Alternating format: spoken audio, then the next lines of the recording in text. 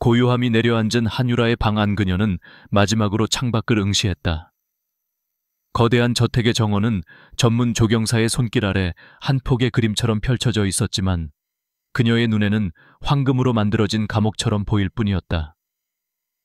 수년간 그녀를 올가매온 이 화려한 세계와의 작별이었다. 그녀는 침대 위에 놓인 에메랄드빛 드레스에서 시선을 거두고 방구석에 놓인 낡은 백팩을 집어들었다. 그 안에는 그녀의 새로운 삶 김민지의 모든 것이 들어있었다. 그녀는 고가의 스마트폰 전원을 껐다. 위치 추적이 가능한 모든 기기는 버려야 했다. 대신 백팩에서 꺼낸 것은 구형 폴더폰이었다. 선불 유심칩이 끼워진 오직 통화와 문자만 가능한 단순한 기계. 신용카드, 신분증, 명품 지갑도 모두 서랍 깊숙한 곳에 남겨두었다. 그녀가 챙긴 것은 오직 현금 몇십만 원과 김민지라는 이름이 적힌 위조 신분증뿐이었다. 신분증 속 사진은 일부러 화장기 없는 얼굴에 머리를 질끈 묶고 찍어 화려한 한유라의 모습은 어디에도 찾아볼 수 없었다. 작전은 치밀했다. 오늘 밤 약혼 파티가 시작되기 직전이 가장 감시가 허술한 시간임을 그녀는 알고 있었다. 모두가 손님 맞이와 파티 준비에 정신이 팔려 있을 터였다. 그녀는 하녀들이 드나드는 뒷문 통로의 구조와 경비원들의 교대 시간까지 완벽하게 파악해두었다. 몇 달간 그녀는 그저 순종적인 딸을 연기하는 인형이 아니었다. 그림자처럼 저택의 모든 것을 눈에 담고 머릿속에 지도를 그렸다. 평범한 청바지와 티셔츠 굽낮은 운동화로 갈아입은 그녀는 거울 앞에 섰다. 재벌가의 영의 한유라는 사라지고 세상의 풍패 조금은 지쳐 보이는 24살의 김민지만이 서 있었다. 마지막으로 그녀는 길고 탐스러운 머리를 거친 손길로 아무렇게나 묶어 올렸다. 완벽한 변장이었다. 숨막히는 긴장감 속에서 그녀는 방문을 열고 복도로 나섰다. 심장이 세차게 뛰었지만 걸음은 조금의 망설임도 없었다. 예상대로 복도는 텅 비어 있었다. 아래층에서 들려오는 희미한 음악 소리와 사람들의 웅성거림이 그녀의 발걸음을 재촉했다. 하녀들의 구역을 지나 뒷문으로 향하는 길은 어둡고 익숙지 않았지만 그녀의 머릿속 지도에는 오차가 없었다. 마침내 차가운 금속 손잡이를 잡았을 때 그녀는 짧게 심호흡을 했다. 이 문을 나서는 순간 한유라의 삶은 끝난다. 그리고 김민지의 고된 삶이 시작될 것이다. 문을 열자 밤의 찬 공기가 그녀의 뺨을 스쳤다. 단 한 번도 뒤돌아보지 않고 그녀는 어둠 속으로 몸을 던졌다. 저택을 빠져나온 유라는 곧장 미리 알아둔 버스 정류장으로 향했다. 택시를 타는 것은 위험했다. CCTV와 카드 기록은 그녀의 행방을 즉시 노출시킬 터였다. 덜컹거리는 버스에 몸을 싣고 창밖으로 멀어지는 익숙한 풍경을 바라보며 그녀는 처음으로 작은 해방감을 느꼈다. 그녀의 최종 목적지는 강지훈의 저택이었다. 강지훈, 아우라그룹의 총수이자 대한민국 IT 업계를 이끄는 젊은 거물. 그는 냉철한 판단력과 무자비한 사업 수완으로 유명했다. 그리고 그녀의 아버지가 최민준과의 정략결혼 다음 단계로 점찍어둔 더 큰 그림의 중심에 있는 인물이기도 했다. 아버지는 YS금융과 최민준의 건설사를 합병시킨 후 그 힘을 발판 삼아 최종적으로는 아우라그룹과의 파트너십을 노리고 있었다. 한유라는 그저 그 거대한 계획의 장기짝에 불과했다. 그래서 그녀는 적의 심장부로 직접 뛰어들기로 결심했다. 강지훈이라는 남자를 가장 가까이에서 파악하고 그의 약점을 찾아내거나 혹은 그가 YS금융과의 연합을 스스로 거부하게 만들 방법을 찾아낼 생각이었다. 그러기 위해서 가정부라는 신분은 완벽한 위장이었다. 누구도 의심하지 않는 위치에서 저택의 모든 정보를 손에 넣을 수 있을 테니까. 며칠 후 유라는 김민지의 이력서를 들고 강지훈의 저택 앞에 섰다. 서울 외곽의 한적한 부촌에 위치한 저택은 성체처럼 거대하고 위압적이었다. 현대적인 디자인의 건물은 차가운 금속과 유리로 이루어져 집주인의 성격을 그대로 보여주는 듯했다. 그녀는 심호흡을 하고 초인종을 눌렀다. 면접은 저택의 집사인 박 여사가 진행했다. 날카로운 눈매와 굳게 담은 입술을 한 중년의 여성이었다. 그녀는 유라의 이력서를 꼼꼼히 훑어보며 송곳 같은 질문들을 던졌다. 김민지 씨 24살. 고아원에서 자랐고 대학은 중퇴. 여러 아르바이트를 전전했군요. 박 여사의 목소리에는 온기가 없었다. 이런 큰 저택에서 일해본 경험은 있습니까? 없습니다. 유라는 미리 연습한 대로 약간은 주눅든 하지만 성실해 보이는 태도를 유지했다. 하지만 어떤 일이든 가르쳐만 주시면 열심히 배우겠습니다. 제게는 이 일이 절실합니다. 그녀는 고아원에서 자란 소녀가 가질 법한 절박함과 순수함을 연기했다. 수년간 사교계에서 수많은 가면을 쓰고 살아온 그녀에게 이 정도 연기는 어려운 일이 아니었다. 박 여사는 여전히 의심스러운 눈초리로 그녀를 위아래로 훑어보았다. 우리 저택은 규칙이 엄격합니다. 특히 보안에 관해서는 한치의 오차도 용납하지 않아요. 주인 어른의 사생활에 대해 밖에서 발설하는 날엔 그냥 쫓겨나는 걸로 끝나지 않을 겁니다. 명심하겠습니다. 1시간 가까이 이어진 면접은 거의 신문에 가까웠다. 유라의 거짓 이력과 배경은 다행히 박 여사의 날카로운 검증을 통과한 듯 보였다. 박 여사는 마침내 서류를 내려놓으며 말했다. 오늘부터 3일간 수습 기간을 갖겠습니다. 일하는 걸 보고 최종 결정을 하죠. 마침 일손이 급하게 필요하니 괜찮다면 오늘부터 바로 시작할 수 있겠습니까? 네, 감사합니다. 정말 감사합니다. 유라는 과장되게 기뻐하며 고개를 숙였다. 계획의 첫 단추가 성공적으로 꿰어진 순간이었다. 박 여사는 그녀를 하녀들이 머무는 별채의 작은 방으로 안내했다. 방은 꼭 필요한 가구만 놓여 있어 삭막했지만 유라에게는 세상에서 가장 안전한 피난처처럼 느껴졌다. 그녀가 짐을 풀고 있을 때 박 여사가 다시 돌아와 말했다. 새로 왔으니 저택 구조부터 익혀야겠지. 따라와요. 본관을 안내해주겠습니다.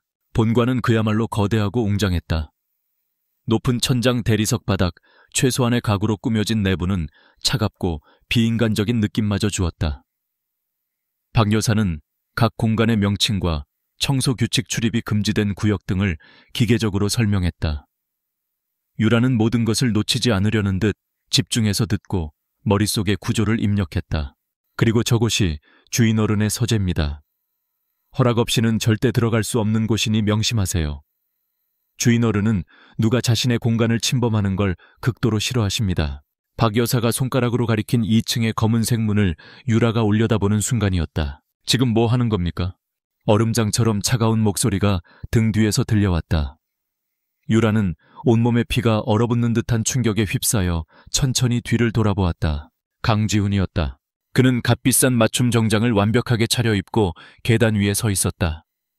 잡지 화보에서 막 튀어나온 것처럼 비현실적으로 잘생긴 얼굴이었지만 그의 눈빛은 날카로운 칼날 같았다. 모든 것을 꿰뚫어 볼 듯한 그 시선 앞에서 유라는 순간 숨을 쉬는 것조차 잊었다. 박 여사가 황급히 고개를 숙였다. 주인 어른 다녀오셨습니까? 새로운 수습 하녀에게 저택을 안내하고 있었습니다. 강지훈의 시선은 박 여사를 지나쳐 유라에게로 향했다. 그는 천천히 계단을 내려오며 그녀의 머리부터 발끝까지를 훑어보았다. 그 시선은 마치 그녀의 속내까지 파헤치는 것 같아 유라는 저도 모르게 주먹을 꽉 쥐었다. 들켜서는 안 된다. 여기서 무너지면 모든 것이 끝이다. 이름이 뭐지? 그가 유라의 바로 앞에 멈춰 서서 물었다. 그의 목소리는 낮고 위압적이었다. 김민지입니다. 유라는 겨우 목소리를 쥐어짰다. 고개를 숙인 채 그녀는 그의 시선을 피했다. 고개 들어. 명령이었다. 유라는 망설이다가 천천히 고개를 들었다. 그리고 그의 눈과 마주쳤다. 그의 검은 눈동자는 깊고 차가웠다. 그 안에는 어떠한 감정도 담겨 있지 않은 것처럼 보였다. 처음 보는 얼굴인데. 그가 말했다. 단순한 사실을 말하는 것 같았지만 그 안에는 의심이 담겨 있었다. 오늘부터 수습으로 일하게 되었습니다. 강지훈은 대답 없이 여전히 그녀를 뚫어져라 쳐다보았다. 몇 초의 시간이 몇 시간처럼 길게 느껴졌다. 그의 시선 아래 유라는 자신의 위장이 얼마나 허술한지 깨닫는 것 같았다. 그녀의 말투, 무의식적인 자세, 오랜 시간 몸에 밴 기품. 이 남자는 그것을 간파할 수 있을까? 그는 문득 손을 들어 유라의 뺨 옆으로 흘러내린 머리카락 한 올을 쓸어 넘겼다. 그의 손가락이 스치는 순간 유라는 감전된 듯 흠친 몸을 떨었다. 그의 손가락은 차가웠다. 머리카락이 거슬리는군. 일할 때는 깔끔하게 묵도록. 그 말을 남기고 그는 유라를 지나쳐 복도 저편으로 사라졌다. 그가 사라지고 나서야 유라는 자신이 숨을 참고 있었다는 것을 깨달았다. 긴장이 풀리면서 다리가 후들거렸다. 박 여사가 딱딱한 목소리로 말했다. 들었지 주인 어른 말씀 명심해. 이제 내 방으로 돌아가서 쉬도록. 내일부터는 정신 바짝 차려야 할 거야. 유라는 기계적으로 고개를 끄덕이고 자신의 방으로 돌아왔다. 문을 닫고 나서야 그녀는 벽에 등을 기댄 채 주저앉았다. 심장이 미친 듯이 뛰고 있었다. 강지훈.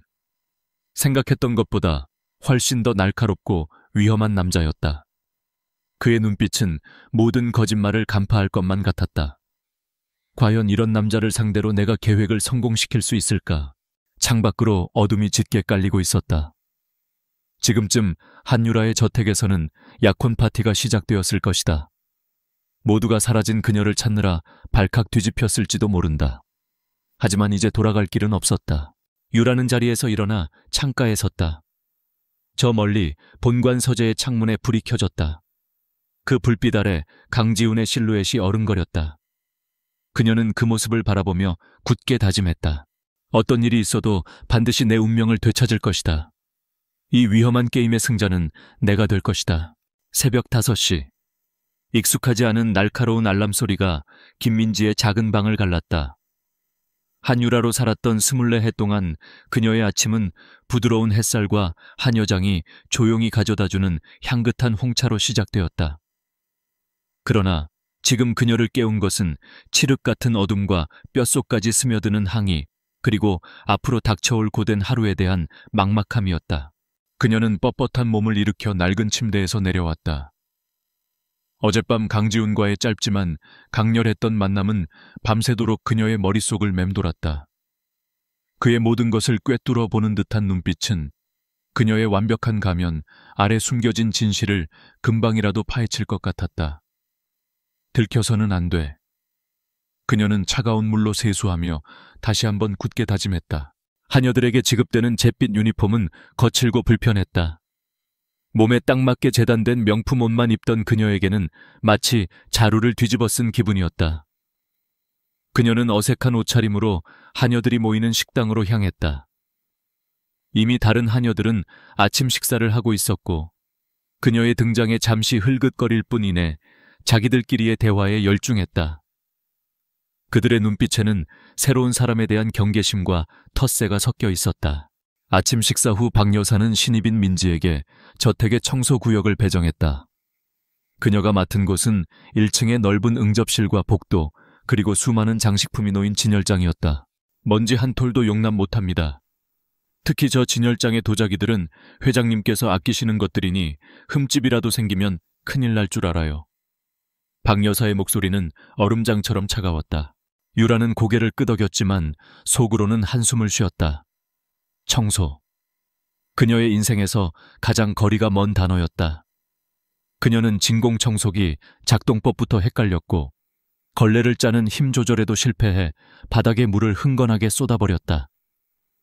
다른 하녀들이 그녀를 보며 작게 비웃는 소리가 들려왔다. 얼굴이 화끈거렸다.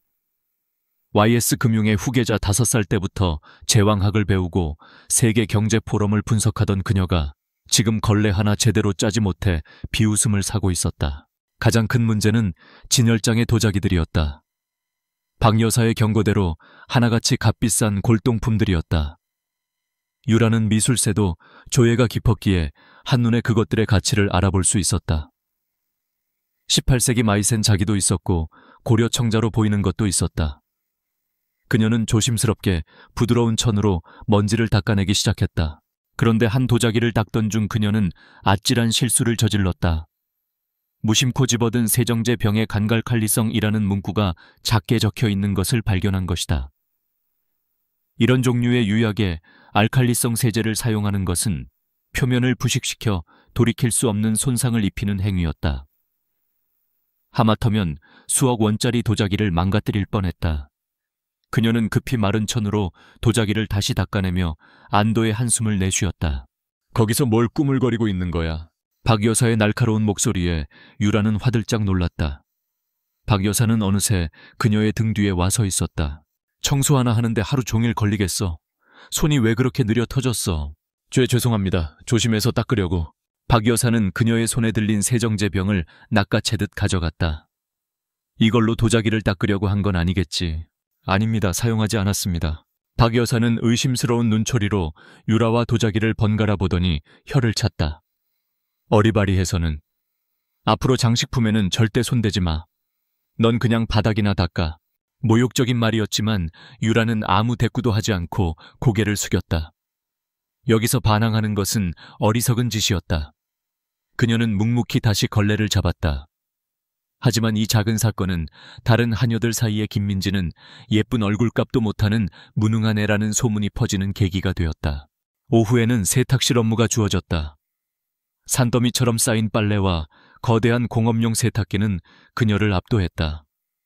그녀는 흰색 와이셔츠와 색깔 있는 옷을 구분하지 않고 세탁기에 넣었다가 호되게 꾸중을 들었고 다림질을 하다가 값비싼 셔츠 소매를 살짝 태워 먹을 뻔하기도 했다. 모든 것이 서툴고 낯설었다. 하루가 끝날 무렵 그녀의 몸은 청은망은 무거웠고 손가락 마디마디가 쑤셨다. 방으로 돌아온 그녀는 침대에 그대로 쓰러졌다. 이런 삶을 과연 버텨낼 수 있을까? 회의감이 파도처럼 밀려왔다. 한편 강지훈은 자신의 서재에서 CCTV 모니터를 보고 있었다. 그의 저택은 사각지대 없이 24시간 감시되고 있었다. 낮에 있었던 도자기 사건 역시 그의 눈을 피해가지 못했다. 그는 새로운 하녀 김민지가 세정제 병을 들었다가 황급히 내려놓는 장면을 몇 번이고 돌려보았다. 처음에는 그저 어리숙한 신입의 실수라고 생각했다. 하지만 무언가 이상했다. 그녀의 표정. 세정제의 성분을 확인하고 놀라는 듯한 그 짧은 순간의 표정은 단순한 실수를 깨달은 사람의 표정이 아니었다. 그것은 마치 전문가가 위험 요소를 발견했을 때의 그것과 같았다. 고아 출신의 대학 중퇴. 저런 애가 강알칼리성 세제가 골동품에 미치는 영향을 알 턱이 없는데. 강지훈은 미간을 찌푸렸다. 어제 처음 마주쳤을 때부터 느꼈던 위화감이 다시 고개를 들었다. 그녀의 말투는 공손했지만 그 안에 눌러담은 기품이 있었다. 겁에 질린 듯 고개를 숙였지만 그 눈빛에는 꺾이지 않는 자존심이 서려 있었다. 무엇보다도 그의 시선을 정면으로 받아내던 그 순간의 당당함. 평범한 고아 소녀에게서는 찾아볼 수 없는 종류의 것이었다. 그는 비서에게 전화를 걸었다. 김 비서, 김민지라는 사람 뒷조사 다시 해봐. 이번엔 더 깊이 파고들어. 출생 기록부터 시작해서 모든 걸 샅샅이. 강지훈은 퍼즐 조각을 맞추는 것을 즐기는 사람이었다. 그리고 김민지라는 하녀는 그에게 아주 흥미로운 퍼즐이었다. 며칠이 지났다. 유라는 점차 하녀의 삶에 적응해 가고 있었다. 여전히 청소와 빨래는 서툴렀지만 눈치껏 다른 하녀들의 동작을 따라하며 최소한의 몫은 해내려고 노력했다. 그녀의 무능함에 대한 비웃음은 여전했지만 그녀는 묵묵히 모든 것을 감내했다. 그녀의 목표는 이곳에서 인정받는 하녀가 되는 것이 아니었다. 강지훈의 정보를 캐내고 계획을 실행하는 것이었다. 그러던 어느 날 박 여사는 또다시 그녀에게 불가능해 보이는 임무를 주었다. 본관 2층에 있는 서재, 오늘 안에 전부 먼지 청소해놔. 회장님께서 요즘 먼지 알레르기 때문에 예민하시니 책 한 권 한 권 다 꺼내서 닦아야 할 거야. 서재는 강지훈의 개인적인 공간이자 유라가 가장 들어가 보고 싶었던 곳이었다. 하지만 그곳의 책은 수천 권에 달했다. 하루 안에 끝내는 것은 물리적으로 불가능했다. 명백한 괴롭힘이었다. 하지만 박 여사님, 저 혼자서는 불만 있나 하기 싫으면 그만두든가. 박 여사는 차갑게 쏘아붙이고는 돌아서 가버렸다. 유라는 어쩔 수 없이 서재로 향했다. 거대한 원목 문을 열자 오래된 종이와 가죽 냄새가 훅 끼쳐왔다. 세면을 가득 채운 높은 책장은 천장까지 닿아 있었다. 그야말로 책의 숲이었다. 그녀는 막막함에 한숨을 쉬었지만 이내 이것이 기회일 수도 있다는 생각이 들었다. 강지훈이라는 남자를 이해하려면 그가 읽는 책들을 보는 것만큼 좋은 방법은 없었다. 그녀는 사다리를 놓고 책을 한 권씩 꺼내 먼지를 닦기 시작했다. 책들은 경제, 경영, 철학, 역사, 심지어는 양자역학에 관한 전문 서적까지 다양했다. 그의 지적 호기심이 얼마나 광범위한지 알 수 있었다. 그런데 책을 정리하던 중 그녀는 이상한 점을 발견했다. 책들은 장르나 저자 순서가 아닌 완전히 무질서하게 꽂혀 있었다. 특정 주제의 책을 찾으려면 모든 책장을 다 뒤져야 할 판이었다. 이렇게 비효율적인 시스템을 강지훈 같은 남자가 용납하고 있다는 것이 의아했다. 그녀는 청소를 계속하면서 머릿속으로 책들을 분류하기 시작했다. 이것은 그녀에게 익숙한 작업이었다. 유학 시절 그녀는 방대한 양의 자료를 정리하고 논문을 쓰는 훈련을 받아왔다. 그녀는 자신도 모르게 중얼거렸다. 이건 듀이 십진분류법으로도 안 맞고 차라리 주제별로 나눈 다음 그 안에서 저자명으로 배열하는 게 훨씬 효율적일 텐데. 그녀는 주변을 살폈다. 아무도 없었다. 잠시 망설이던 그녀는 결국 작은 모험을 하기로 결심했다. 그녀는 가장 구석에 있는 눈에 잘 띄지 않는 작은 책장 하나를 자신의 방식대로 재배열하기 시작했다. 경제학 서적들을 모아 출판 연도 순으로 정리하고 철학 서적들은 사조별로 묶었다. 1시간쯤 지났을까 엉망진창이던 책장 하나가 완벽하게 정돈된 모습으로 바뀌었다. 그녀는 만족스러운 미소를 지으며 다시 청소에 집중했다. 그녀는 이것이 어떤 파장을 불러일으킬지 전혀 예상하지 못했다. 그날 밤 서재로 돌아온 강지훈은 무언가 달라진 것을 즉시 알아차렸다. 공기가 달랐다. 그리고 그의 시선은 곧장 구석의 책장으로 향했다. 항상 눈에 거슬렸던 뒤죽박죽 엉망이던 그 책장이었다. 그런데 지금 그곳의 책들은 마치 군인들처럼 질서정연하게 정렬되어 있었다. 그는 책장으로 다가갔다. 누군가 손을 댔다. 하지만 이것은 단순한 정리가 아니었다. 완벽한 도서관 분류 체계였다. 그는 책 한 권을 뽑아보았다. 애덤 스미스의 국부론. 그 옆에는 데이비드 리카도의 책이, 그 다음에는 존 메이너드 케인스의 책이 꽂혀 있었다. 고전 경제학의 흐름을 완벽하게 꿰고 있는 사람의 솜씨였다. 박 여사, 그녀는 책의 문외한이다. 다른 하녀들은 말할 것도 없다. 그렇다면 그의 머릿속에 잿빛 유니폼을 입은 한 여자의 얼굴이 떠올랐다. 김민지. 그는 턱을 쓰다듬으며 생각에 잠겼다. 어리숙한 하녀. 하지만 골동품의 위험 요소를 알고 이제는 전문사서 수준의 도서 분류법까지 선보인다. 그녀의 정체는 대체 뭘까? 다음날 저녁 강지훈은 일부러 평소보다 이른 시간에 저택으로 돌아왔다. 그는 박 여사에게 오늘 서재 청소는 김민지에게 다시 한번 맡기라고 지시했다. 그리고 자신은 2층의 작은 발코니에서 서재 안을 조용히 지켜보았다. 유라는 어제와 마찬가지로 묵묵히 책의 먼지를 닦고 있었다. 하지만 그녀의 시선은 계속해서 책의 제목과 내용에 머물렀다. 때로는 잠시 멈춰서서 몇 페이지를 빠르게 훑어보기도 했다. 그녀의 모습은 청소하는 하녀가 아니라 지식을 탐닉하는 학자처럼 보였다. 그때 강지훈의 눈에 한 권의 책이 들어왔다. 그가 가장 아끼는 돌아가신 아버지가 물려주신 낡은 철학 고서였다. 그는 일부러 그 책을 가장 높은 책장, 가장 불안정한 위치에 놓아두었다. 그가 지켜보는 가운데 유라는 사다리를 밟고 올라가 그 책을 향해 손을 뻗었다. 그녀가 책을 꺼내는 순간 균형을 잃은 책 몇 권이 그녀의 머리 위로 와르르 쏟아져 내렸다. 아스. 유라는 짧은 비명을 지르며 눈을 감았다. 하지만 예상했던 충격은 없었다. 누군가 그녀의 허리를 강하게 감싸 안으며 뒤로 잡아당겼기 때문이었다. 동시에 단단한 팔이 그녀의 머리 위를 가려주었다. 바닥으로 책이 떨어지는 요란한 소리가 서재를 울렸다. 몇 초 후 모든 것이 잠잠해졌을 때 유라는 자신이 강지훈의 품에 안겨 있다는 것을 깨달았다. 그의 단단한 가슴에 뺨이 맞닿아 있었고 그의 심장 소리가 귓가에 선명하게 들렸다. 짙은 남성적인 향기가 그녀의 코를 자극했다. 다치진 않았나? 낮고 차분한 목소리가 머리 위에서 들려왔다. 유라는 황급히 그에게서 몸을 떼어냈다. 얼굴이 새빨갛게 달아올랐다. 죄송합니다. 제가 부주의해서. 됐다. 그는 아무렇지 않다는 듯 셔츠 소매에 묻은 먼지를 털어냈다. 하지만 그의 눈은 여전히 그녀에게 고정되어 있었다. 조심성 없는 건 여전하군. 그런데 그가 바닥에 떨어진 책 한 권을 주워들었다. 아버지가 물려주신 바로 그 철학 고서였다. 이런 책도 읽나? 그가 물었다. 그의 목소리에는 단순한 호기심 이상의 무언가가 담겨 있었다. 시험하는 듯한 날카로운 질문이었다. 유라는 순간 당황했지만 곧 평정을 되찾았다. 그녀는 최대한 순진한 표정을 지으며 대답했다. 아닙니다. 그냥 글씨가 특이해서 잠시 본 것뿐입니다. 강지우는 대답 대신 책을 펼쳐 그녀의 눈앞에 내밀었다. 책은 고대 그리스어로 쓰여 있었다. 그래, 뭐라고 쓰여 있는지 한번 읽어보지. 그러나 그의 눈빛이 칼날처럼 그녀의 심장을 파고들었다.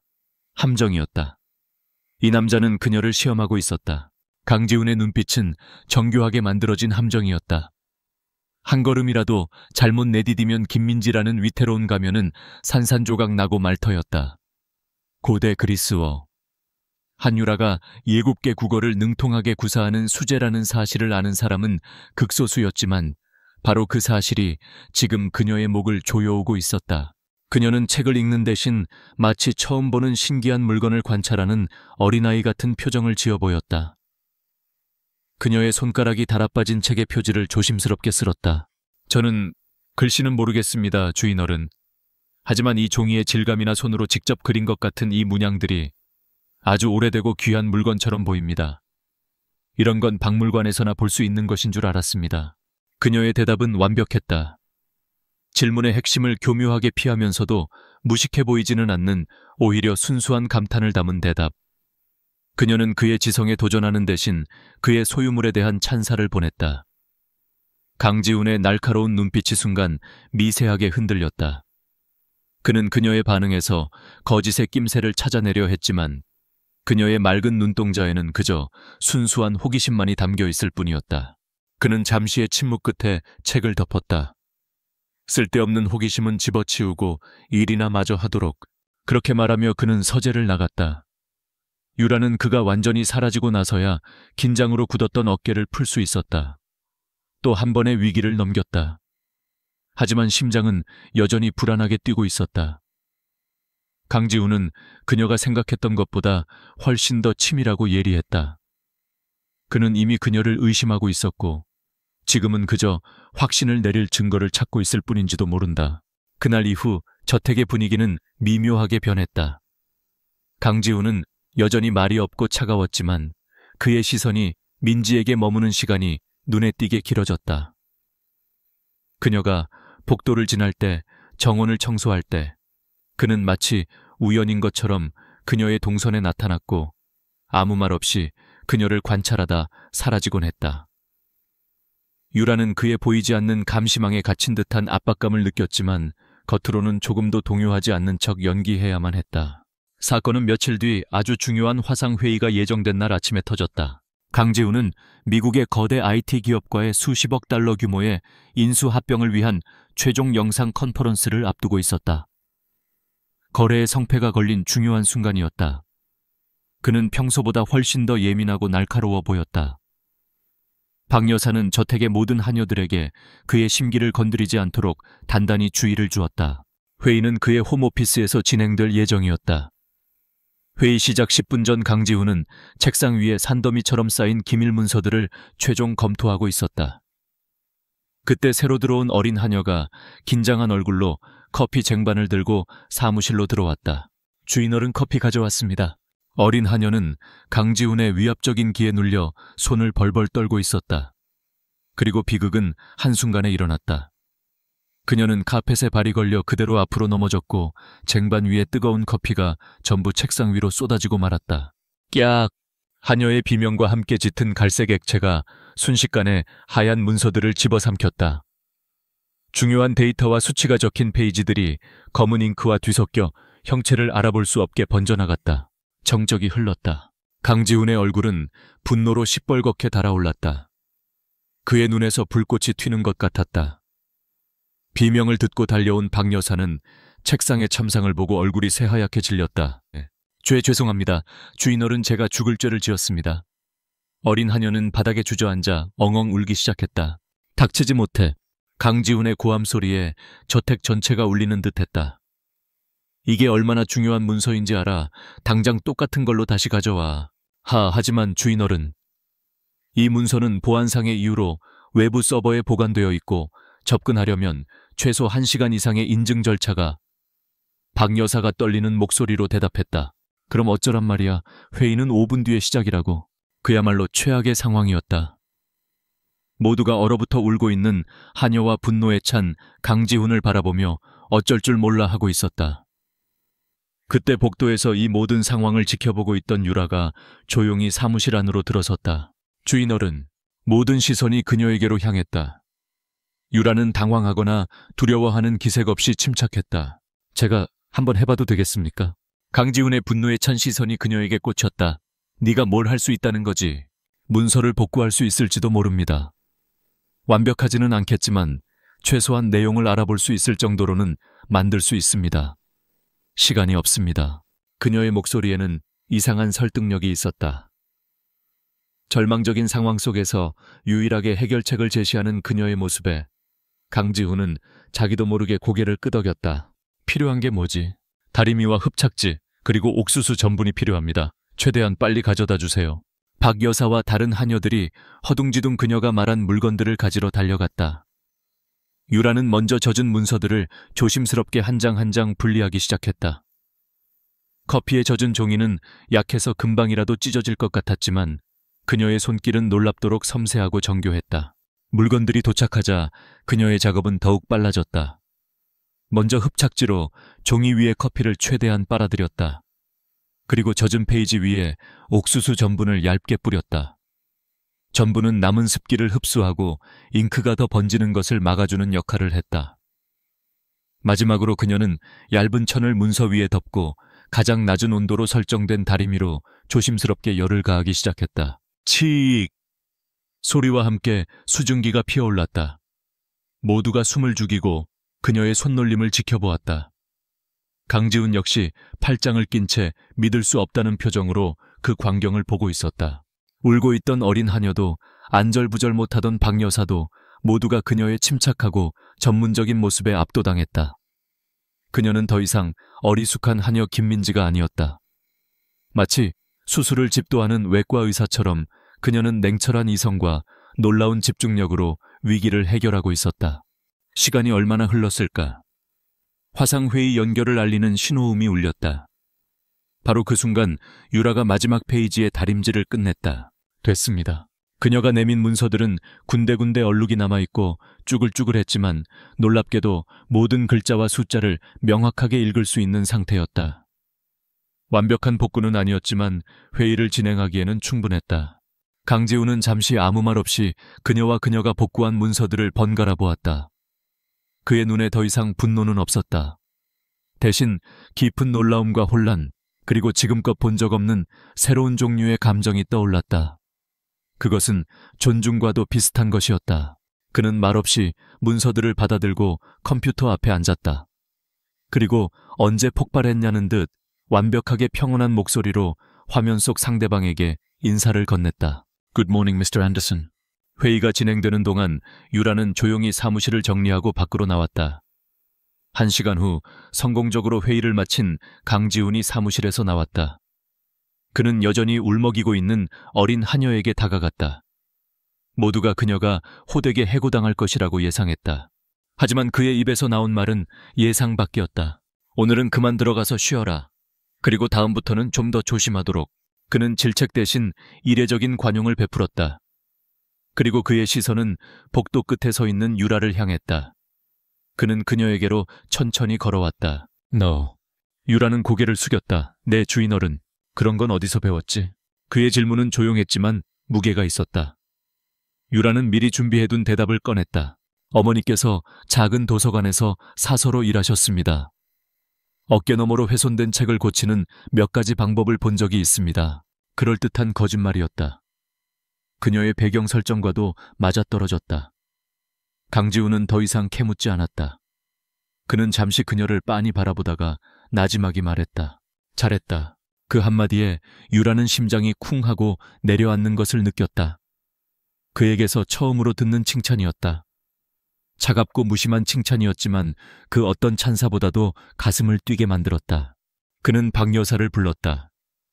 박 여사 김민지는 오늘부로 청소 업무에서 제외하고 내 서재와 사무실 정리만 전담시키도록 하세요. 다른 사람들보다 손이 야무진 것 같으니. 네, 네, 알겠습니다. 주인어른 박 여사는 놀란 얼굴로 대답했다. 이것은 사실상의 승진이었다. 그의 가장 개인적인 공간을 맡긴다는 것은 그만큼 그녀를 신뢰하기 시작했다는 의미였다.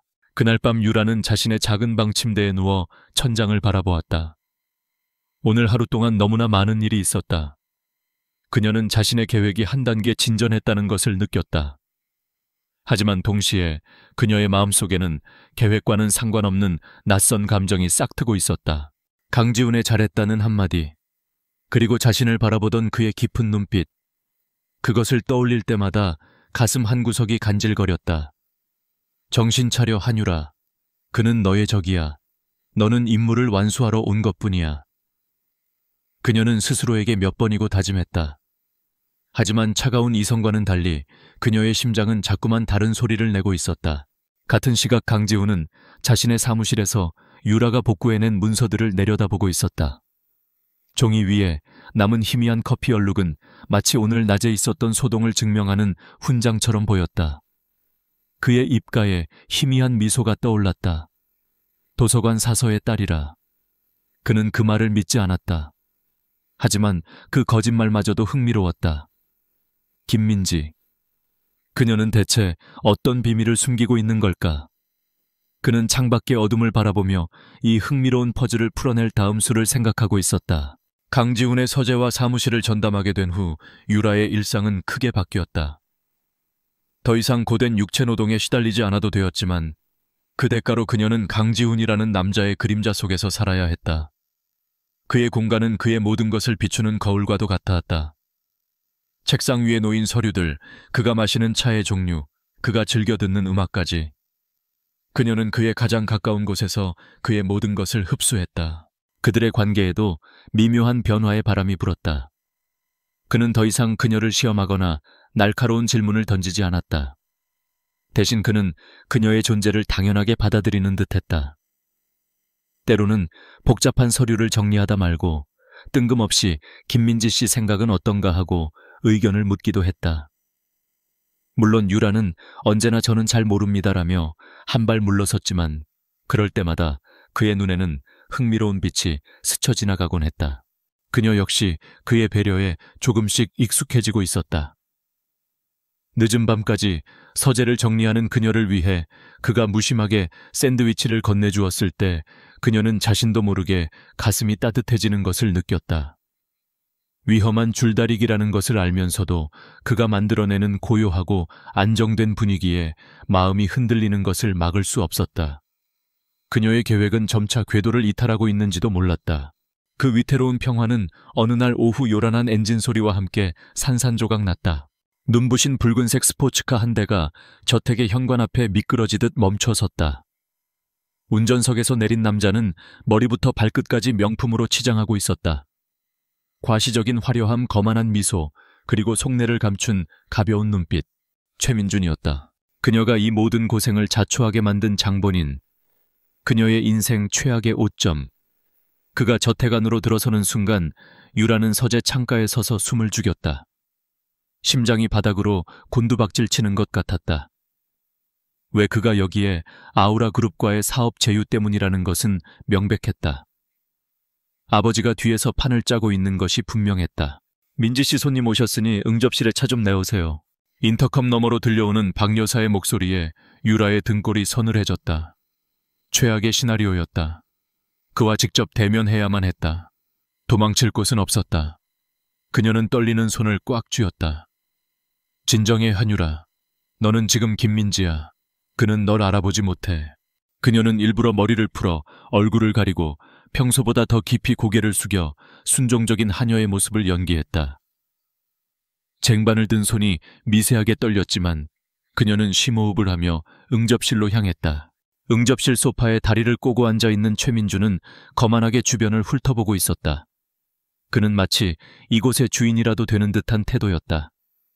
유라는 최대한 그의 시선을 피하며 테이블에 찻잔을 내려놓았다. 차 드세요. 그녀는 목소리 톤을 살짝 바꾸어 평소보다 더 가늘고 힘없는 소리를 냈다. 최민주는 그녀를 제대로 쳐다보지도 않고 손가락을 까딱했다. 설탕은 그의 무례하고 하대하는 태도에 유라의 속에서 분노가 치밀어 올랐다. 하지만 지금 그녀는 분노할 자격이 없었다. 그녀는 묵묵히 돌아서서 설탕을 가지러 갔다. 그가 자신을 그저 투명 인간처럼 취급하는 것이 지금으로서는 최선이었다. 그의 오만함이 오늘 그녀를 살리는 동아줄이 될 터였다. 그녀가 다시 설탕을 가져와 테이블에 놓을 때였다. 최민준 씨 여기까지 어인 일입니까? 강지훈이 응접실로 들어서며 말했다. 그의 등장에 응접실의 공기가 순식간에 차갑게 얼어붙었다. 그는 유라의 미세한 긴장과 최민준의 무례한 태도를 한눈에 포착했다. 그의 미간이 희미하게 셔츠려졌다. 오 강총수님, 마침 잘 오셨습니다. 최민준은 과장되게 웃으며 자리에서 일어났다. 드릴 말씀이 있어서 미리 연락도 없이 찾아왔습니다.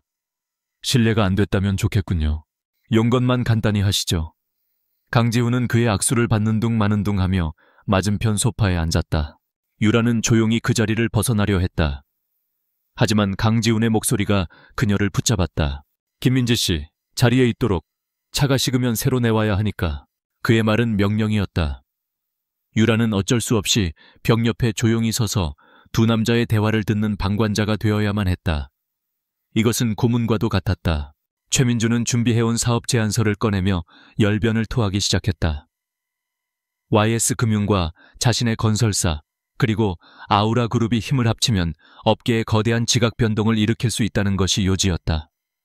그의 말은 번지르르 했지만 유라가 보기에는 허점투성이인 계획이었다. 이야기 도중 최민주는 아주 자연스럽게 그녀의 이야기를 꺼냈다.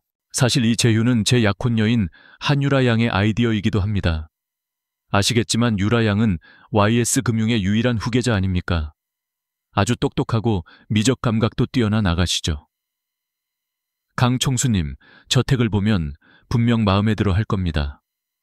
저희의 결혼은 단순히 개인의 결합이 아니라 두 기업의 미래를 위한 약속입니다. 여기에 아우라 그룹까지 함께한다면 그야말로 무적이 되는 거죠. 그 말을 듣는 순간 유라는 손톱이 손바닥을 파고드는 것도 잊은 채 주먹을 꽉 쥐었다. 역겨웠다. 그는 그녀를 사랑이나 존중의 대상이 아닌 그저 사업을 위한 도구 전리품처럼 이야기하고 있었다. 그녀는 치밀어 오르는 분노를 억누르기 위해 입술을 깨물었다. 바로 그 순간 그녀는 강지훈이 자신을 보고 있다는 것을 깨달았다. 그는 최민준의 말을 듣는 척하면서 시선은 줄곧 그녀에게 향해 있었다. 그는 찻잔을 채우기 위해 다가온 그녀의 손이 미세하게 떨리는 것과 굳게 담은 그녀의 턱을 놓치지 않았다. 그의 눈에 의아한 빛이 스쳤다. 그는 그녀의 반응을 거만한 손님 앞에서 느끼는 당연한 불안감이라고 해석하는 듯했다. 그리고 그 해석은 그의 목소리를 더욱 차갑게 만들었다. 사업 이야기에 개인사를 끌어들일 필요는 없을 것 같군요. 최민준 씨. 강지훈이 최민준의 말을 잘랐다. 당신의 약혼녀가 내 집을 마음에 들어 하든 말든 그건 이 제안의 본질과 아무 상관이 없습니다.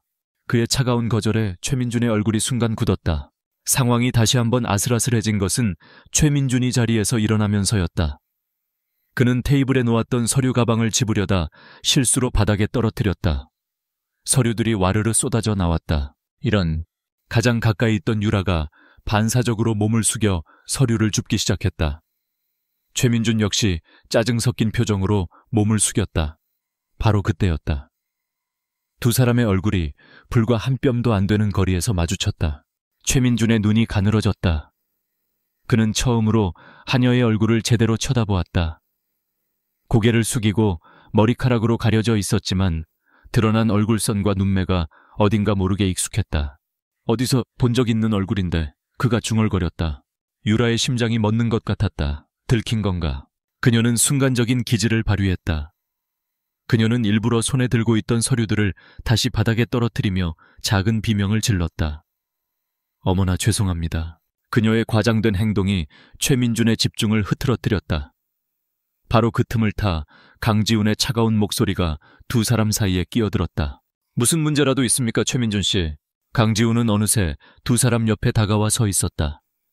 그의 목소리에는 노골적인 경고가 담겨 있었다. 내 집사람에게 필요 이상의 관심을 보이는 건 좋은 태도가 아니지. 내 집사람. 그 소유욕 가득한 단어에 유라와 최민준의 표정이 동시에 굳었다. 최민준은 강지훈의 서늘한 기에 눌려 황급히 변명했다. 아닙니다. 그냥 어디서 본 듯한 얼굴이라. 제가 사람을 잘못 본 모양입니다. 그는 서둘러 서류를 챙겨 자리에서 일어났다. 분위기는 이미 싸늘하게 식어 있었다. 그는 몇 마디 더 말을 붙여보려 했지만 강지훈의 철벽 같은 태도에 결국 포기하고 저택을 나섰다. 붉은색 스포츠카가 떠나고 나서야 유라는 자신이 참고 있던 숨을 몰아쉬었다. 온몸의 긴장이 풀리면서 다리가 후들거렸다. 그녀는 묵묵히 응접실을 정리하기 시작했다. 깨진 찻잔이라도 된 것처럼 조심스럽게 자신의 감정을 추슬렀다. 그때 소파에 앉아 그녀를 지켜보고 있던 강지훈이 입을 열었다. 그자가 무서웠나? 유라는 고개를 저었다. 아닙니다. 그런데 왜 그렇게 떨었지? 그의 집요한 질문에 유라는 대답할 말을 찾지 못했다. 그녀는 그저 묵묵히 테이블을 닦을 뿐이었다. 잠시 후 그가 자리에서 일어나 그녀에게로 다가왔다. 그는 아무 말 없이 그녀의 손에서 걸레를 빼앗아 테이블 위에 내려놓았다. 오늘은 그만 들어가 봐. 얼굴이 하얗게 질렸어. 그의 목소리에는 드물게도 부드러운 기운이 감돌았다. 유라는 놀라 고개를 들었다. 그의 깊은 눈동자에 비친 것은 걱정의 빛이었다. 그녀를 김민지로서 걱정하고 있었다. 이 집안에 있는 동안은 누구도 널 함부로 대하지 못해. 그의 나지막한 선언은 보호의 약속과도 같았다. 그 약속이 너무나도 달콤해서 유라는 순간 자신의 진짜 목적을 잊을 뻔했다. 이 남자는 자신의 계획을 망가뜨릴 가장 큰 변수이자 동시에 자신을 지켜주는 유일한 방패가 되고 있었다. 이 아이러니한 상황 속에서 그녀의 마음은 더욱 복잡하게 얽혀 들어갔다. 그의 등을 바라보며 유라는 오늘 처음으로 자신의 계획이 실패할 수도 있겠다는 생각을 했다. 최민준 때문이 아니었다. 바로 그녀를 지켜보는 저 남자 강지훈 때문에. 최민준이 다녀간 후 강지훈의 저택에는 보이지 않는 벽이 하나 더 생긴 듯했다. 그것은 외부인을 향한 경계심이자 동시에 내부의 특정 인물을 향한 보호막이었다. 그 중심에는 김민지, 즉 한유라가 있었다. 강지훈은 노골적으로 그녀를 자신의 시야 안에 두었다. 그녀의 업무는 이제 그의 서재와 사무실을 관리하는 것을 넘어 그의 개인적인 스케줄을 정리하고 간단한 서신을 분류하는 일까지 포함하게 되었다. 이것은 엄청난 신뢰의 표시였다. 아우라그룹 총수의 일과는 그 자체로 1급 기밀이었기 때문이다. 박 여사를 비롯한 다른 하녀들은 어리숙한 신입에서 하루아침에 총수의 오른팔이 된 듯한 그녀를 질투와 의심의 눈초리로 바라보았지만 누구도 강지훈의 결정에 토를 달지는 못했다. 유라 역시 이 변화가 당혹스러웠다. 그에게 가까이 다가갈수록 그의 정보를 얻기는 쉬워졌지만 동시에 김민지라는 가면의 무게는 더욱 무거워졌다. 그녀는 그의 책상 위에서 YS금융과 최민준의 건설사에 대한 분석 보고서를 발견했다. 내용은 냉철하고 정확했다. 그는 최민준의 제안이 가진 허점을 이미 간파하고 있었고 그 배후에 있는 그녀의 아버지 한 회장의 야심까지 꿰뚫어 보고 있었다. 어느 날 저녁 그는 복잡한 인수합병 관련 서류를 검토하다 말고 지끈거리는 관자놀이를 누르며 눈을 감았다. 그 지쳐 보이는 모습에 유라는 자기도 모르게 평소 그가 즐겨 마시던 페퍼민트 차를 끓여 그의 책상에 조용히 내려놓았다. 그는 눈을 뜨고 김이 모락모락 피어오르는 찻장과 그녀를 번갈아 보았다. 그는 아무 말도 하지 않았지만 그의 눈빛은 어떻게 알았지라고 묻고 있었다. 피곤해 보이셔서요. 유라는 짧게 대답하고 물러서려 했다. 잠깐, 그가 그녀를 불렀다. 거기 앉아봐. 그는 맞은편 의자를 가리켰다. 유라가 망설이며 자리에 앉자 그는 차를 한 모금 마시고는 나지막이 말했다. 이 저택에 들어온 이후로 처음으로 집 같다는 생각이 드는군. 그의 뜬금없는 고백에 유라는 심장이 덜컥 내려앉았다. 그의 목소리에는 권위적인 총수의 모습 대신 깊은 외로움이 묻어 있었다.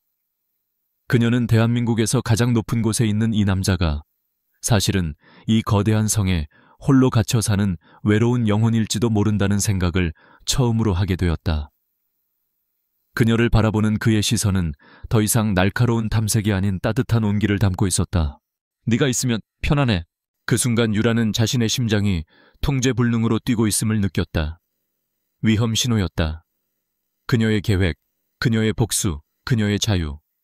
이 모든 것을 뒤흔들 수 있는 가장 위험한 감정이 싹트고 있었다. 그녀는 애써 고개를 숙여 그의 시선을 피했다. 이 남자의 외로움에 동정심을 느끼는 순간 모든 것이 무너질 터였다. 한편 한 번의 거절에도 불구하고 최민주는 끈질겼다. 그는 강지훈의 마음을 돌리기 위해 성의 표시라며 자신의 건설사가 추진 중인 신도시 개발 프로젝트의 예비 자료들을 보내왔다. 강지훈은 거들떠보지도 않고 자료들을 책상 한쪽에 치워두었다. 그날 밤 강지훈은 외부 미팅으로 늦게까지 자리를 비웠다. 서재를 정리하던 유라는 최민준이 보낸 두꺼운 서류철을 옮기다가 그만 바닥에 떨어뜨리고 말았다. 와르르 쏟아지는 서류들 사이로 그녀는 이전에 보지 못했던 작은 물건 하나가 굴러나오는 것을 발견했다. 검은색의 작은 USB 메모리 스틱이었다. 서류철의 안쪽 주머니에 교묘하게 숨겨져 있었던 것이다. 유라의 심장이 경고 신호를 보냈다.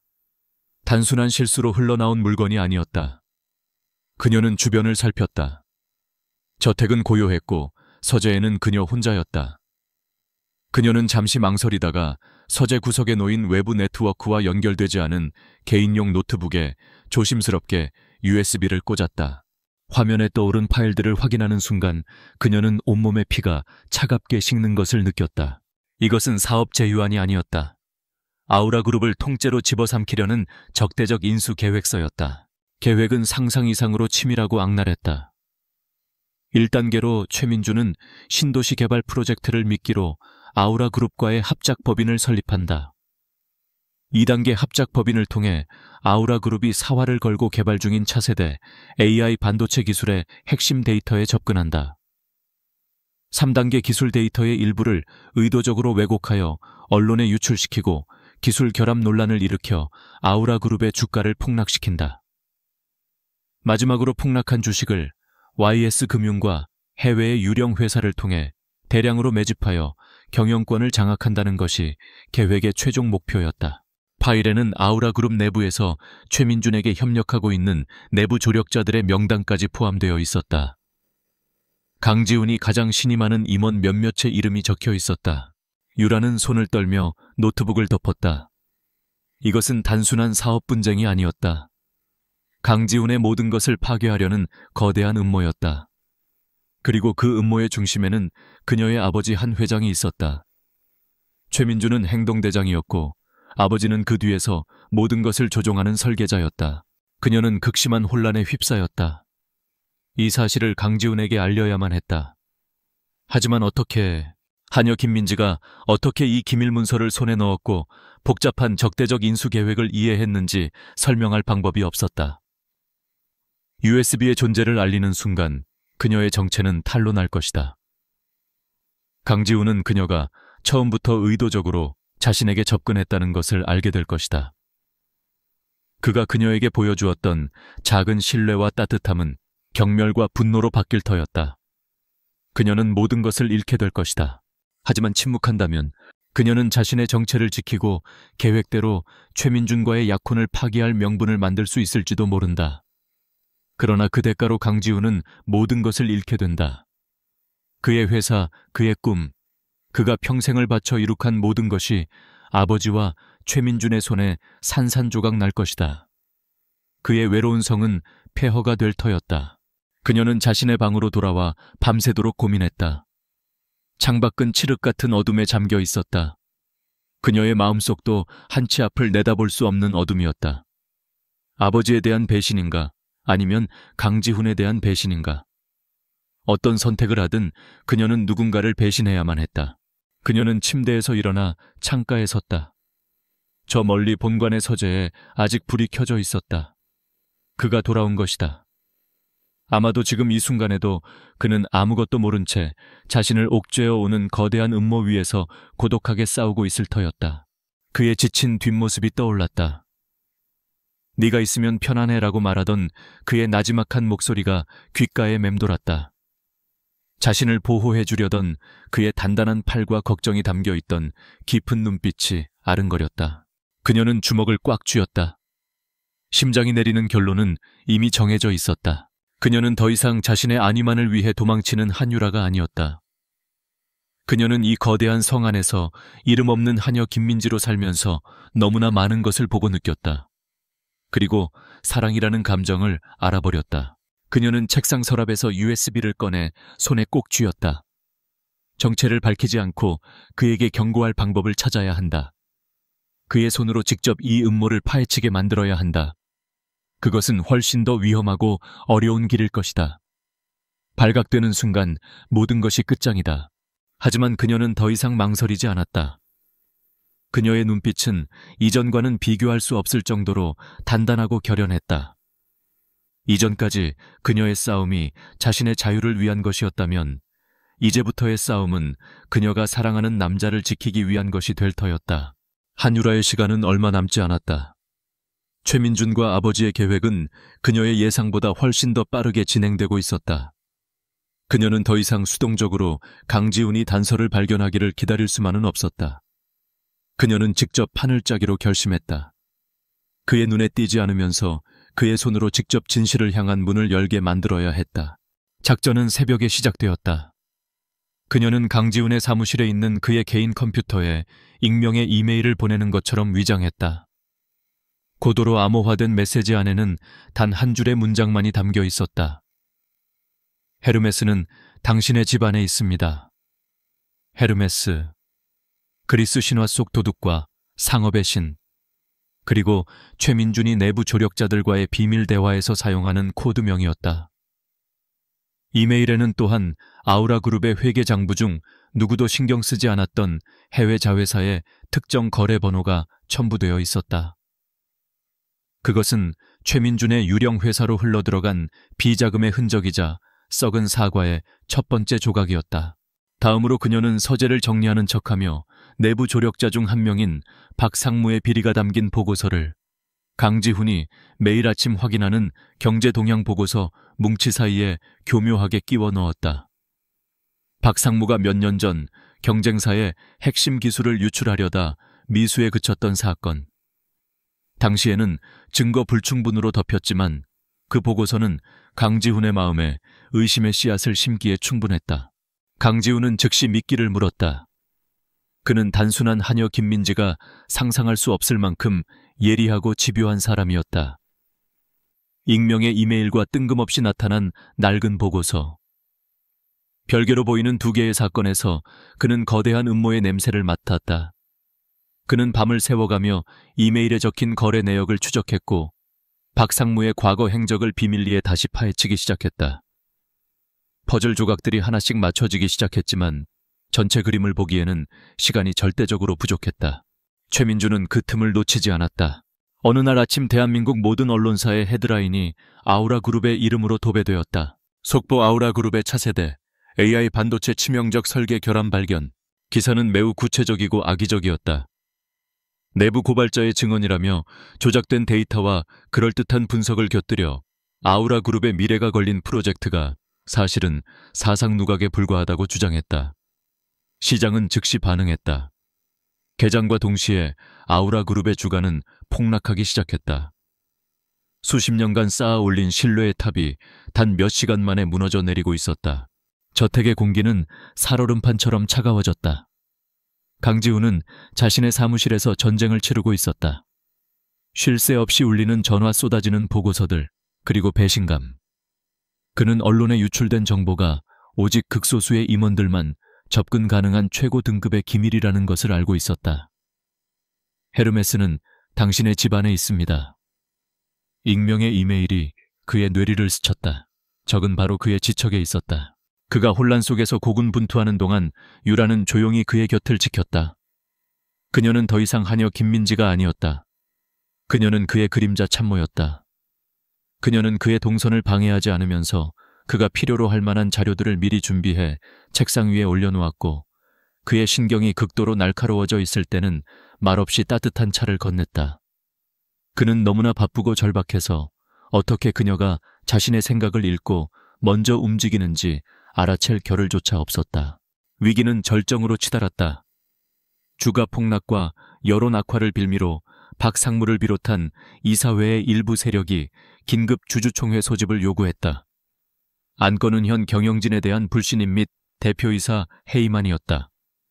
모든 것이 최민준의 시나리오대로 움직이고 있었다. 주주총회 당일, 유라는 아침 일찍부터 보이지 않았다. 강지훈은 그녀의 부재를 느꼈지만 지금은 그것을 신경 쓸 여력이 없었다. 그는 인생 최대의 전투를 치르기 위해 홀로 전장으로 향했다. 주주총회장은 그야말로 아수라장이었다. 분노한 주주들의 고성과 비난이 강지훈에게 쏟아졌다. 박상무는 비통한 표정으로 단상에 올라 회사를 위기에서 구하기 위해서는 리더를 교체해야 한다며 주주들을 선동했다. 회의장 뒤편 최민준은 만족스러운 미소를 지으며 이 모든 광경을 즐기고 있었다. 강지훈은 사방에서 날아드는 화살을 맞으며 외롭게 버티고 서 있었다. 그가 반격하기 위해 입을 여는 순간이었다. 쾅! 회의장의 거대한 문이 활짝 열렸다. 모든 사람의 시선이 문으로 향했다. 그곳에는 한 여자가 서 있었다. 몸에 완벽하게 맞는 검은색 파워수트, 또렷한 이목구비, 그리고 모든 것을 압도하는 차가운 카리스마. 그녀의 뒤에는 유능해 보이는 변호사들이 병풍처럼 버티고 서 있었다. 그녀는 김민지가 아니었다. 그녀는 YS금융그룹의 유일한 상속녀 한유라였다. 회의장의 충격의 정적이 흘렀다. 최민준의 얼굴은 새하얗게 질렸다. 그가 경악으로 굳어있는 사이 유라는 또각거리는 하이힐 소리를 내며 회의장 중앙으로 걸어 나왔다. 하지만 그녀가 신경 쓰는 것은 오직 한 사람의 반응뿐이었다. 강지훈. 그는 마치 유령이라도 본 사람처럼 얼어붙은 채 그녀를 보고 있었다. 그의 눈동자가 세차게 흔들렸다. 순종적인 하녀 김민지의 모습과 얼음 여왕 같은 한유라의 모습이 그의 머릿속에서 충돌하며 거대한 혼란을 일으켰다. 믿을 수 없다는 표정. 그 뒤를 잇는 것은 깊은 혼란, 그리고 희미한 배신감의 그림자였다.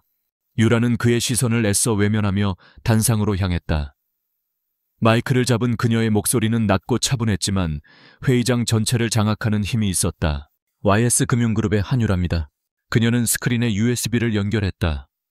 화면에 떠오른 것은 최민준의 적대적 인수 계획서 원본이었다. 지금부터 여러분이 보시게 될 것은 단순한 사업 실패에 대한 이야기가 아닙니다. 이것은 아우라 그룹을 파괴하고 여러분의 재산을 약탈하기 위해 치밀하게 계획된 범죄에 대한 기록입니다. 그녀의 발표는 완벽했다. 그녀는 최민준의 계획을 단계별로 폭로했고 기술 유출의 전말, 언론 조작의 증거, 유령 회사를 통한 주가 조작의 흐름까지 모든 것을 명명백백하게 밝혔다. 그리고 마지막으로 그녀는 내부 조력자들의 명단을 공개했다.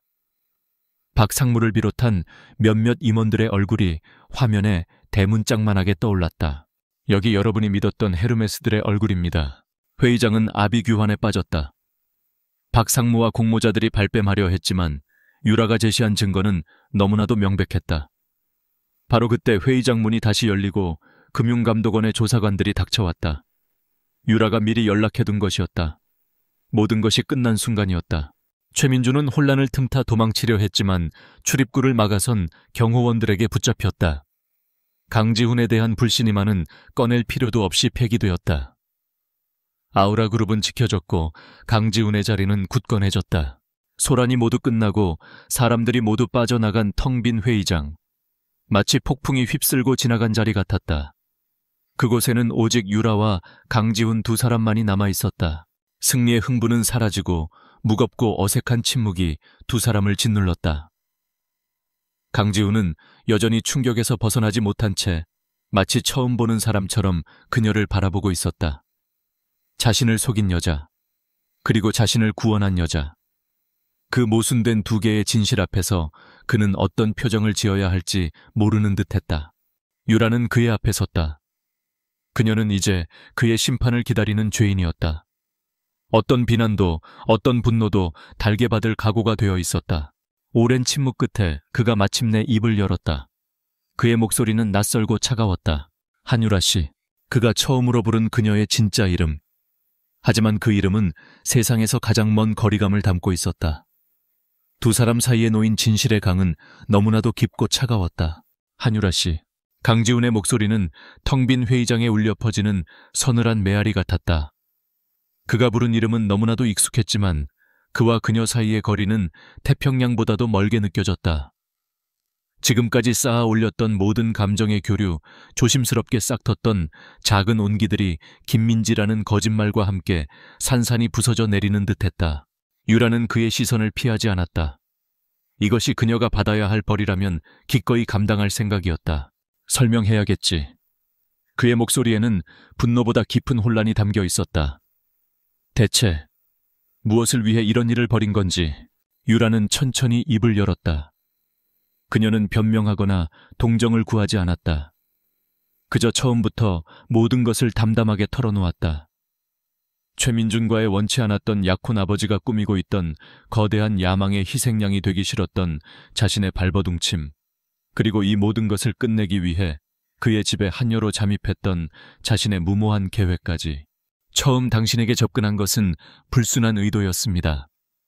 그녀의 목소리가 희미하게 떨렸다. 당신을 이용해서 이 끔찍한 정략 결혼의 판을 깨고 싶었어요.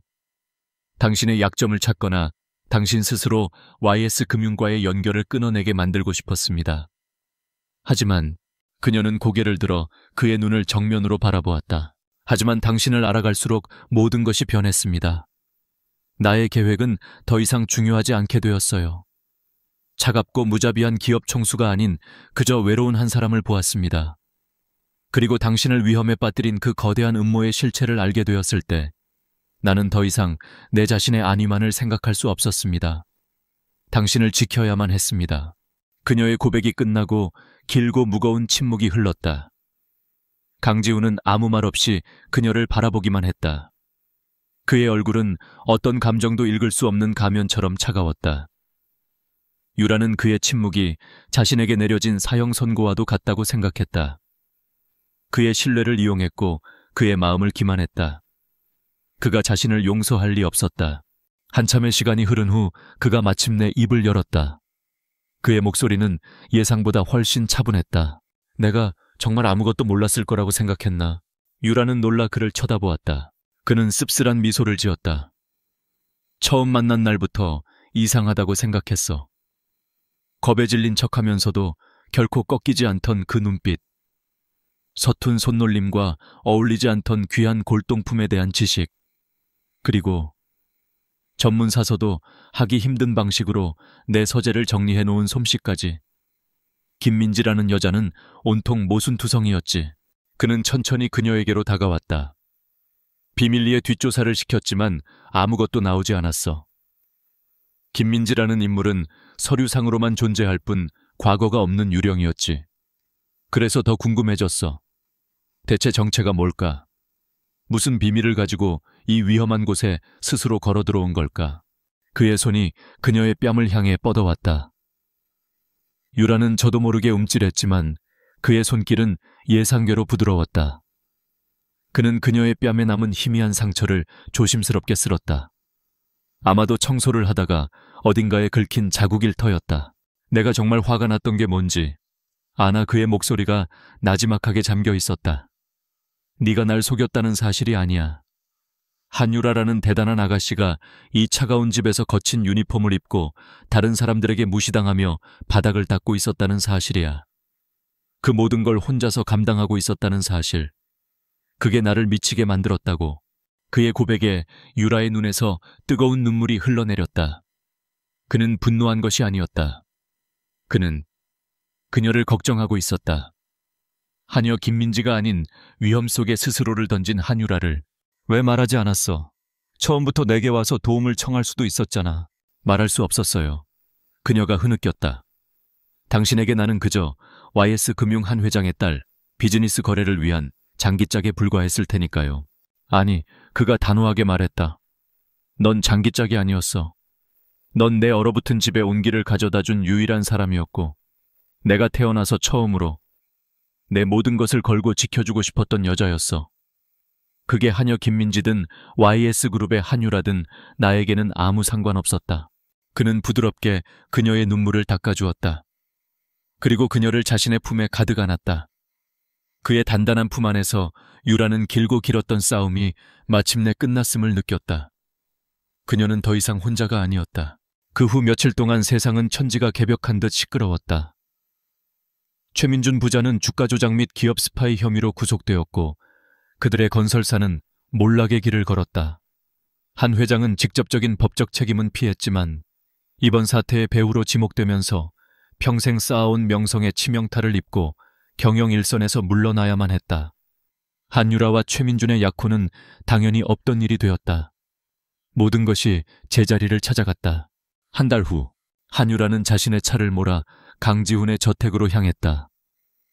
오늘은 하녀들이 드나드는 뒷문이 아닌 정문을 통해 당당하게 들어섰다. 박 여사를 비롯한 하녀들은 이전과는 완전히 다른 깊은 존경심이 담긴 눈으로 그녀에게 고개를 숙였다.